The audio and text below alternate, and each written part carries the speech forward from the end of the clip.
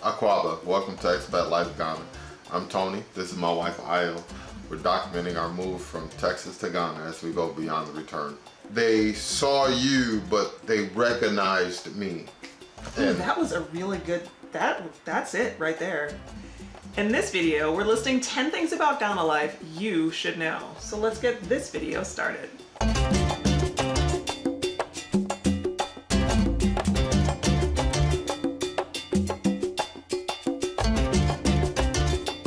10 things? There are way more than 10 things you should know about life in Ghana coming from the West. I completely agree. But we're gonna drop these 10 things and then leave the rest in the comments. I'm sure you guys will be down there telling us the things we missed. So, number 1, you are a target.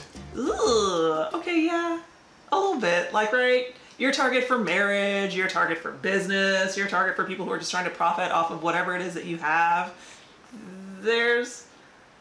We joke all the time, like if someone hasn't proposed to you by like, I don't know, the first week of being in Ghana, something wrong with you for real. Like something real bad. Yeah. Single or married. Yeah, single or married. Because like anyway, so just know that you are kind of seen as an opportunity. And is that a fair kind of assumption? Yes, you're looked at as being very green when you come into Ghana. So I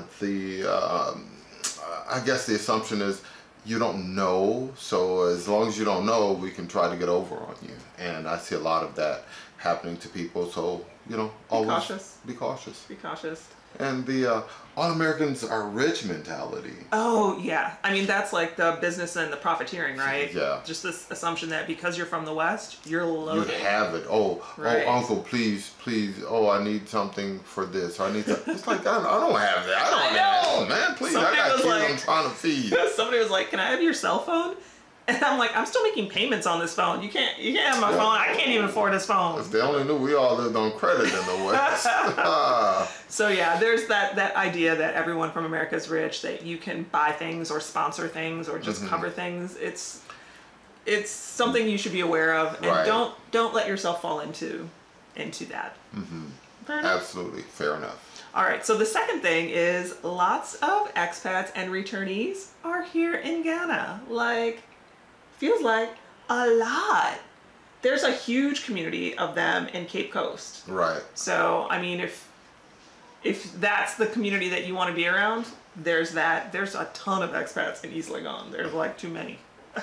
Yeah, you are right. Yeah, and they seem to saturate those areas. They all want to be in East Legon or they want to go to Cape Coast. We try to tell people explore Ghana. Explore first, because those two places are completely different. I mean, like totally different experiences. Right. Just building the diaspora communities throughout Ghana is what we really try to preach and have people go explore these different regions. There's 16 different regions in Ghana. Explore them all. You're like, wow, all of them are different. And this one I kind of like a little more than the other. Even in like temperature and climate, in addition to just like feel, they're very different. Going to Tamale versus Takoradi versus being in the Volta region versus being in Accra. Those are like all different. And you're still in the same country, but different tribes, different cultures. Absolutely. So there's this free land too. Remember the free land for Americans? Don't get caught up into that one, because but it's like ain't nothing free. It's like building a little community of diasporans. So if that's what you're into, that's an option for you. Right. But there's a lot of master plan communities that seem to appeal to diasporans out there. I just want to blend in with my people. Yeah, I get that. All right, so number 3. And number 3 is different cultures here, different mentality. Ooh, yeah. Yeah. That's like a real thing. It really is. Because of the different tribes that are here, there are different, culturally accepted things.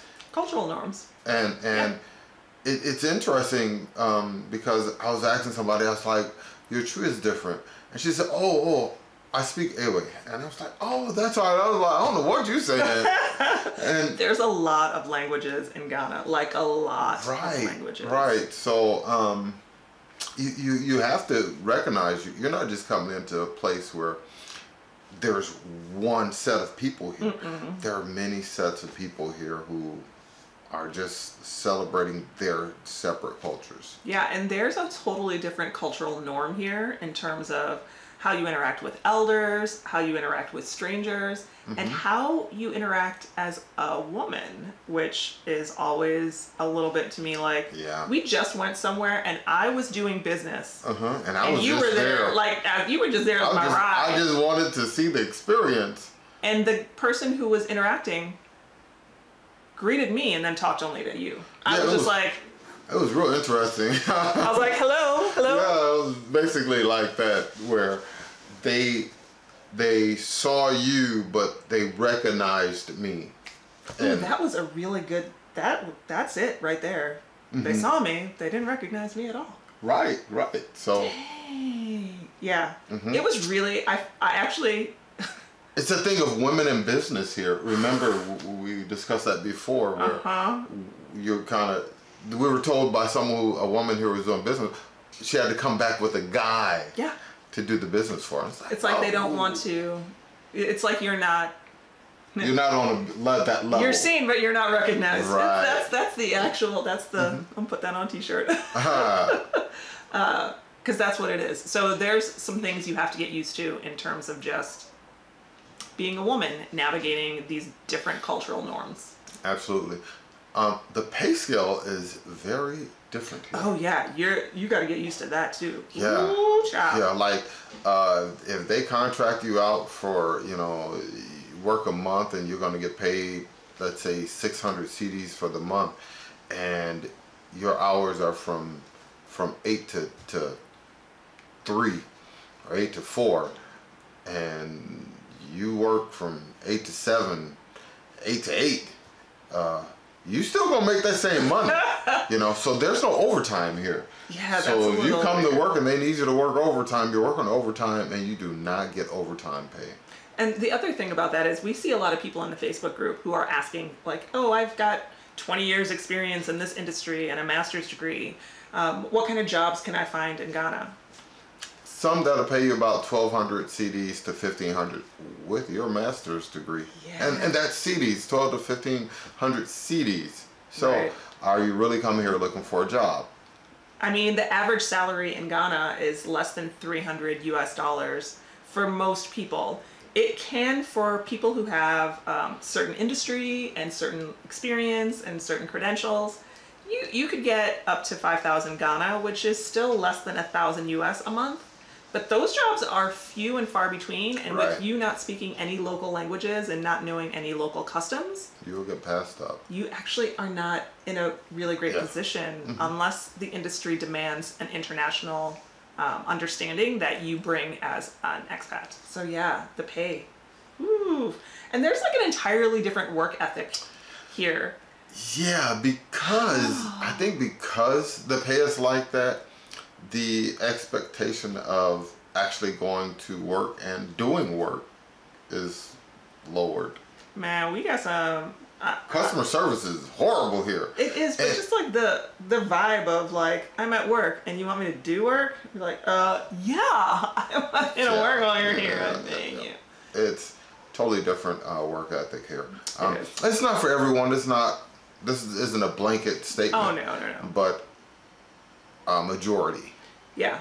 I mean, and I will also say on the other side of that Ghanaians are some of the hardest working people I've ever seen. I have seen a man in flip-flops paving the side of the road off the back of a truck, like work I would never want anyone to do. And when they work, they get it in. Yeah, they do. So don't hear this and say when they're not working, wow, they are.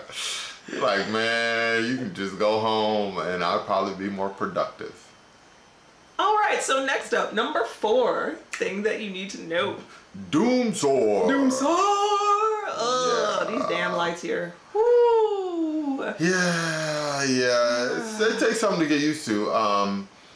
And the last couple of times it hasn't been too bad. It will go off for maybe in 20 minutes or an hour. That's right. But you know, for me working from home, it's like when I'm in the middle of working and then all the internet and everything go out, it's like yeah, and I just get in and you're like, oh, you're right on time. The lights just came on. I'm like, the last 2 times have been like that. Like you left, the lights went out, and then when you came back, the lights came back on. I was like, are you doing this on purpose? This is like a ploy. Yes, I am. And lights being on and off are different in different parts of Ghana. We know that some of you are jumping in the comments right now to tell us to get a generator, but generators are not affordable for the average Ghanaian. And so us trying to live an average Ghanaian kind of life, we don't have a generator. We just get used to the lights being out sometimes. Yeah, and you know, it's not that big of a deal. Yeah. If your life comes to a halt because you don't have electricity, evaluate your life. You're not living a Ghanaian enough life. We do have little lamps that are rechargeable so that when the lights go out, we can actually still see if it happens at night. But otherwise, you know, go outside, read a book, hang out. It's good. No life evolves. It moves on. All right. Number 5, which is actually, people are shocked to hear this one, but number 5 thing you need to know. Hi, I'm Leo. Subscribe right now. People are shocked to hear this one, but number 5 thing you need to know. There's no hot water. There's no hot water. Okay. I got hot water. There's hot water if you decide to buy a hot water tank, but like the normal sinks that are on bathrooms have an on and an off. There's not a hot knob and a cold knob. Okay, so most showers will have a hot water heater or tank, but not most. Well, not most, but you can get one. And that's usually where you'll find them. Most showers do not have them. Okay, so if you're going to find a hot water heater or tank, it's usually going to be in the shower, and that's it. You're not going to find it anyplace else if you find one. If you find one at all, yeah. So it's okay though, because showers, like the water kind of comes out warmish. It comes out, you know, whatever temperature it is outside, basically. So it's warmish already. Yeah, so I mean, it's okay. It's definitely not hot water, but you're not like in an ice bucket. It's not like you're freezing. And honestly, it's so hot outside. Like, it's a nice, cool, warm shower. It feels good. A lot. Most of the time. It's Hamilton so right now, so it's just hot. Yeah, it feels good. So, okay, here's a question. What are things you were surprised to find out when you started living in Ghana or the last time you visited Ghana? Me personally, that everybody wakes up and they're sweeping in the morning. Everybody sweeps, no matter the neighborhood. Somebody's out there sweeping in the morning, and I understand. You know, it's a cultural thing to sweep, get the garbage away before the sun gets up. But it's just like it's a cacophony of sweeping sounds. Yeah, it's you're like, yeah, that's Ghana. You hear that sweeping sound in your neighborhood. I'm gonna record the sound of sweeping so that we can share it one day. Like, yeah, definitely. I agree with you. I like it. I do too. Drop a comment below and let us know what you think. All right, number 6 on our list. Imports are expensive. OMG. You can get American things here. You can get American things. It's gonna cost you. It is hella expensive, yo. Oh my God. Okay, so I'm gonna tell a story about the eyeliner. Okay. I needed eyeliner, like just regular old eyeliner. And I went to a local kind of big name international makeup shop. I'm trying not to say the name of it, but that like covers it. And in dollars, the eyeliner was $35 US. Now this was not like liquid eyeliner, it wasn't magic eyeliner, it wasn't waterproof, it was just like basic. $35 for an eyeliner. Now there is Ghanaian eyeliner too. Do you know how much that costs? Less than 15 Ghana, so about $2. Well, is the quality the same? I don't know. I didn't buy the $35 one. I don't know what that was like. I was like, I walked out of there like my purse was on fire. I was like, oh, I gotta go. All right. No, $35? Yeah. Well, another example of that is there's a box of crackers that I like.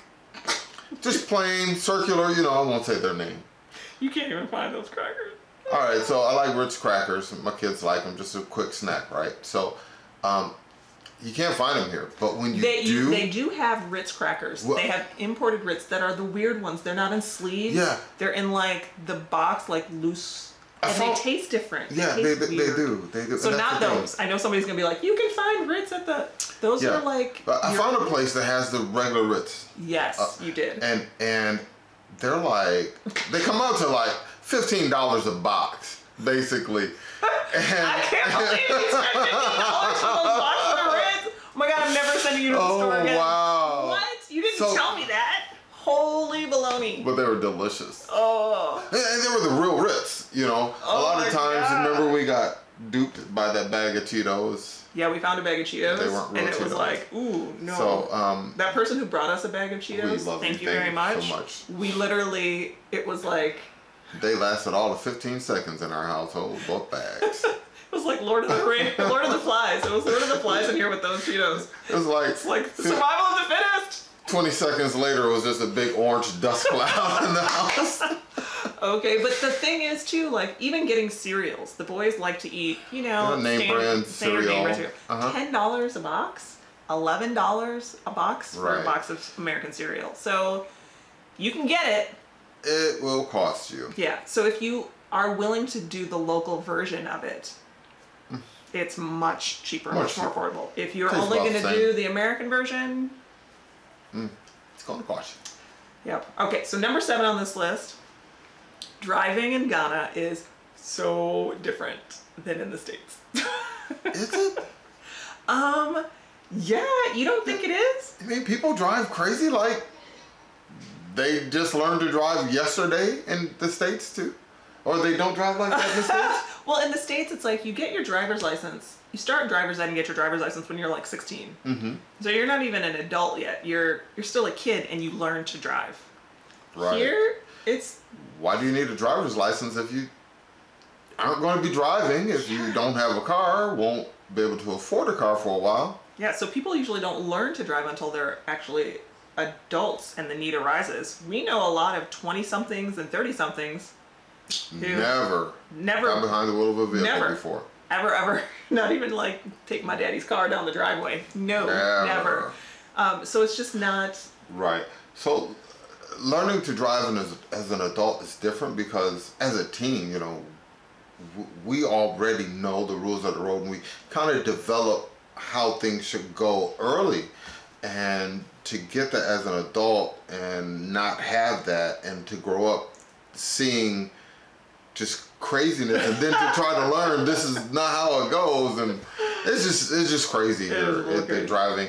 I kind of love it. I do. Yeah, you do. It's you love taking 6 cars in one left turn at the same time. I'm just like, no, stop. It's like anything goes here. It's make up as you go along. Anything goes. And there's not as many traffic lights, and that's a big thing. And there's a ton of roundabouts, which means if you've ever come to a roundabout and been like a little like double dutch, like should I? You gonna have to. Yeah. You can't do that. Because people will go around. You stopped at a roundabout waiting to get it, and people will go around you and cut them. On both sides. Yeah. So yeah, it's just without those lights, with all the more, with so many more roundabouts, it's just a whole different beast driving here. So you really have to be aggressive driving here and defensive at the same time. And let me tell you, if you're not aggressive, people will let you know. I got blew out by something, but I was like, oh, I can't wait to see who blowing it. It was an old lady. I was like, all right, go ahead, auntie, because yeah, you're right. I was lollygagging, looking at my GPS. You're right, go ahead. She blew on loudly. Yeah, that's pretty normal. Yeah, I think that's so number 8 on the list is that kids board here in high school. That was like a whole different like reality of the world to me. At 14, you send your kid off to boarding for senior high. Yeah. Now this isn't everyone, and I totally know, but as a general, most kids do actually board for high school. It's crazy to me. Like, you know, that's something like in the States that if you're elite, you do. You know, all the rich people, they're like, man, this teenager. you can get out of my house, go to high school, see you later, have fun. It just feels like they're so young still. But the benefit, I see it now because I see these guys, they're in their 40s and 50s. They're like, oh yeah, we went to senior high together. And the bond that they have, you know, growing up, developing as young men and getting that at the same time from the same source, it gives them a bond that, you know, it's kind of like a brotherhood. So I see the benefits of it every day in business. I feel like that high school experience here of boarding is kind of like the college experience in the States, you know, where you go to college and you make your friends, but you do it so much earlier. Your life friends. But you do it so much earlier that it's really solid. The other part of that is that kids do get a little less responsibilities here when they're younger in terms of maintaining family houses, right? I mean, like, you still have chores and things, but like, you're not doing everything. When you go to boarding, you are hand washing clothes, you're cleaning, you're making beds, like, you learn all of the life skills. And helping clean your community around you at the school. Right. So you learn these life skills that even when you go to college in the States, there's no equivalent. You're not really learning those things. You're kind of figuring it out and maybe doing a good job, but here you're like, you're gonna make that bed till it looks like a made bed. Yeah, exactly. So it's a little different, I think. Yeah, so high school is like college here. Yeah. And the other thing that's weird is that some kids go to high school or to senior high when they're older. Yeah. Once they're able to afford it, you know, then they go, or if they go for a couple of years and, you know, they can't afford to go, when they're able to afford to go, then they go back, and it may be a year or two break. So you see some older kids. Some older kids, it's a little weird sometimes. I'm like, wait, you're 22? Why are you still in high school? Okay, that's cool. But get it done. The determination to finish is there. Get it done. That will to work and get it done. Absolutely. All right, so number 9. Malaria is a constant thing. We have to knock on wood. I have not had to deal with malaria and hope not to, but it is out there. Yeah, when you visit, take the pills.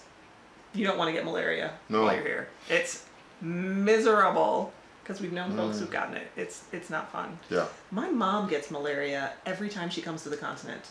Whether she takes the pills or like puts on the DEET from head to toe, she gets malaria. Wow. Yeah, not cool. Yeah. So once you move, be mosquito savvy. Yes. Just bring that deep woods off, and wood DEET or. Yeah, that is one thing that you don't really find as prevalently here in Ghana is like that really good bug spray. Not as much, right? And if you're not into, you know, carrying the DEET and you don't want to do any of the kind of toxic chemicals that are associated with it, plan on bringing long sleeves and long pants, and know that lighter weight fabrics will help you a lot and still protect you from mosquitoes a little bit. But those things are like eating my feet, my face. Yeah, they bite me everywhere. They're strong here. Yes. It's totally true. Yes. And as a local, you know, constantly. Yeah, you are getting regular malaria tests. Whenever you don't feel quite right, you just go get the test. See if I got malaria. Yeah, you just do it at the pharmacy. So it's like pop in, see if it's malaria, and if it is, they have stuff to treat it. Here you go. Yeah. Take this for some days. See you later. It works pretty good. But yeah, there's like a constant kind of malaria happening. Issue. Yeah, and the mosquitoes. Yeah, but we don't want to scare you on the malaria because I mean, it's just part of it. It's just around. It's Yeah. like a cold. You know, eventually somebody's going to get it. All right, number 10. There is peace like no other here in Ghana. Oh, absolutely. All the things that we've told you about being prepared, it's all important, but like the number one thing is that the people here, man, they just have you coming back. You just love being here. I love being around the people. And call us haters, but we love Ghana. Some people will say that we're haters because we talk about the good and the bad, but listen, it's not hate. There's no hate here. No. We just feel like you should know some of these things so you can plan and make an easy transition. Yes, listen, I love Ghana. He loves Ghana. Yes. And there you have it. If you're planning on returning, join our closed Facebook group so you can connect with folks just like you. And if you're planning your first trip to Ghana, check out what we have to offer on our website at expatlifeghana.com, including full service tours, airport pickups, and day trips to see the country. And did you just subscribe? Because you should. Hit the notification bell as well. That way you can join us every month when we do our lives the last Friday. We'll see you there. And with that, Charlie out for now.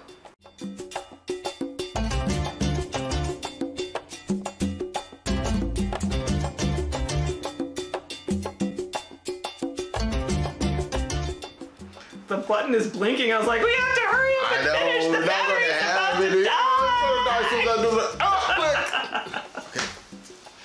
This video, we're talking about 10 things.